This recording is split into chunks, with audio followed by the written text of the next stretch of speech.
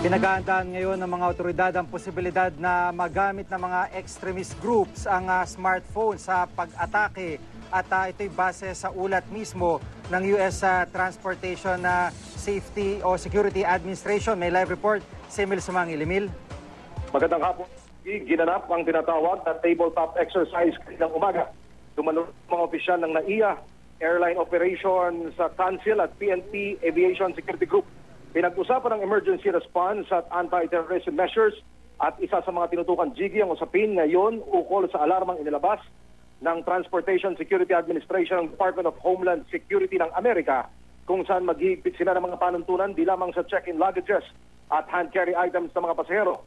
Papasok ng Amerika kundi pati sa mga bitbit na laptop, tablets at smartphones. Ayon sa report ng United States TSA, sa harap ng patuloy na banta ng pag-atake ng mga terorista sa Amerika, malaki ang pangamba na pati ang mga smartphone maaaring gamitin ng mga extremist group para makapaglunsad ng pag-atake sa himpapawid. Kaya ang ginagawa raw ngayon ng Amerika sa mga US-bound passengers, particular Jiggy, ang mga mula sa gitnang silangan at Europa, bago makasakay ng aeroplano, dapat turn on muna ang mga gadgets at smartphones para tiyaking hindi pinalitan ng laman ang loob nito. Hindi idetalya sa report kung paano magagamit ang smartphone sa isang terror attack, pero ayon sa PNP Aviation Security Group, posible at may basihan ng panibagong security nightmare na ito.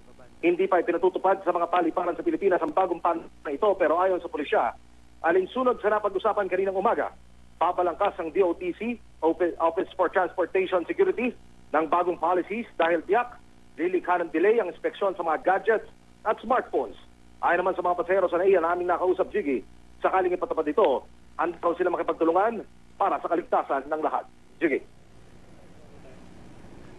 Emil, anong naging specific na parang basihan ng forum na yan o ng TSA kaugnay nitong bagong kanilang payag na ito? Base ba ito sa laki ng smartphones? Dahil karaniwan talaga, di ba, pag bumabiyahe, yung mga laptop talagang pinabubuksan, lalo yung mga patungo sa Amerika. So, sa pagkakataong ito, anong basihan nila? Meron ba specific na description o basihan kung bakit pati mga gadgets o yung mga smartphones hininalang maaaring gamitin?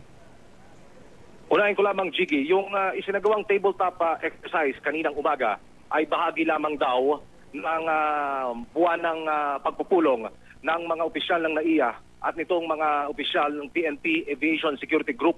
Natalakay lamang ang tungkol sa pangamba na maaaring magamit itong mga smartphone sa posibleng terror attack sa himpapawid dahil lumabas at nagpalabas ng report itong ang United States Department of Homeland Security na nailakhala sa mga pahayagan kaninang umaga. So hindi na sila nag-aksaya pa ng panahon, pinalakay na rin ang threat at ang posibilidad na magamit itong smartphone. Ang pinagbabasayan nila, Jiggy, na nilang pagpupulong, partikular yung pag-uusap ukol sa posibleng magamit ang smartphones, tablets at laptops sa terror attack sa himpapawid ay yaong inilabas na report ng Department of Homeland Security. Pero dito sa Pilipinas, hindi pa naman nakakapaglabas ng pinalaulat o ng ulat o ng salaysay o ng report itong gobyerno ukol sa ganyang klase ng threat na inilabas ng Amerika. Sige.